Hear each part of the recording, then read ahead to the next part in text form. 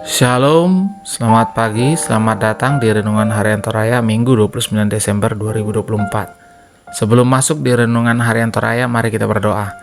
Bapa, dalam nama Tuhan Yesus, kami akan baca firman-Mu, biarlah firman-Mu ini tetap tinggal di hati kami, dan kami lakukan setiap hari dalam nama Tuhan Yesus. Haleluya, amin. Pembacaan terdapat pada 2 Tawarik 1 ayat 7-13. Pada malam itu juga Allah menampakkan diri kepada Salomo dan berfirman kepadanya, "Mintalah apa yang hendak kuberikan kepadamu." Berkatalah Salomo kepada Allah, "Engkaulah yang telah menunjukkan kasih setiamu yang besar kepada Daud ayahku, dan telah mengangkat aku menjadi raja menggantikan dia. Maka sekarang ya Tuhan Allah, tunjukkanlah keteguhan janjimu kepada Daud ayahku, sebab engkaulah yang telah mengangkat aku menjadi raja atas suatu bangsa yang banyaknya seperti debu tanah. Berilah sekarang kepadaku hikmat dan pengertian supaya aku dapat keluar dan masuk sebagai pemimpin bangsa ini. Sebab siapakah yang dapat menghakimi umatmu yang besar ini?"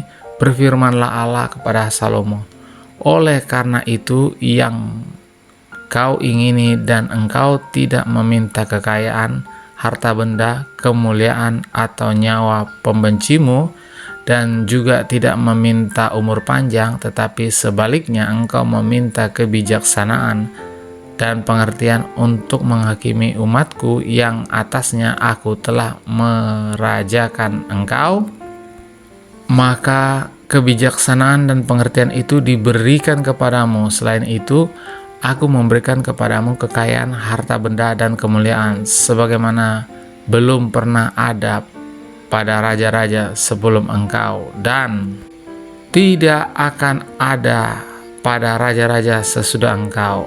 Lalu pulanglah Salomo dari bukit pengorbanan yang di Gibeon itu, dari depan kemah pertemuan ke Yerusalem, dan ia memerintah atas Israel. Amin, firman Tuhan. Tema hari ini adalah hanya dengan hikmat dari Tuhan.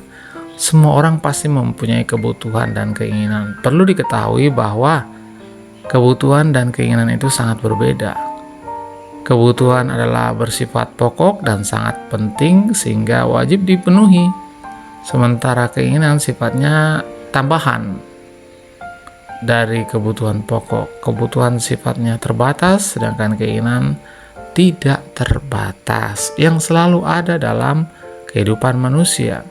Salomo yang menggantikan Daud ayahnya sangat memahami kebutuhan yang paling penting untuk raja. Seorang raja pastikan berkaitan dengan kekuasaan istana dan simbol-simbol kemegahan lainnya, layaknya seorang raja. Namun, oleh Salomo hal itu bukanlah hal yang menjadi utama.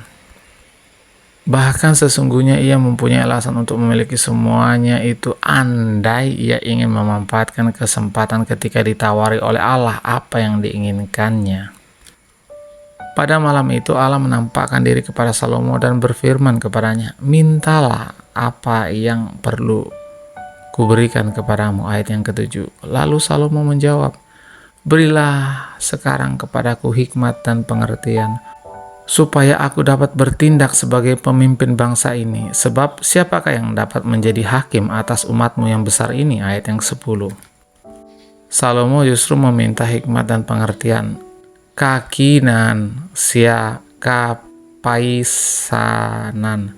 Baginya, hal itulah kebutuhan yang paling penting untuk menjadi seorang pemimpin yang bukan hanya bertindak sebagai raja, tetapi juga sebagai hakim, sementara bangsa yang akan dipimpinnya adalah bangsa yang besar.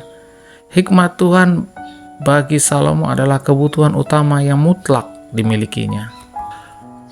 Ia sadar bahwa ia hanya dapat memimpin bangsa yang besar itu dengan tuntunan hikmat Tuhan. Amin.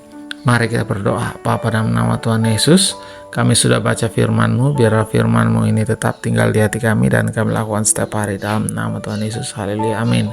Selamat pagi, selamat beraktivitas. Tuhan Yesus memberkati, amin.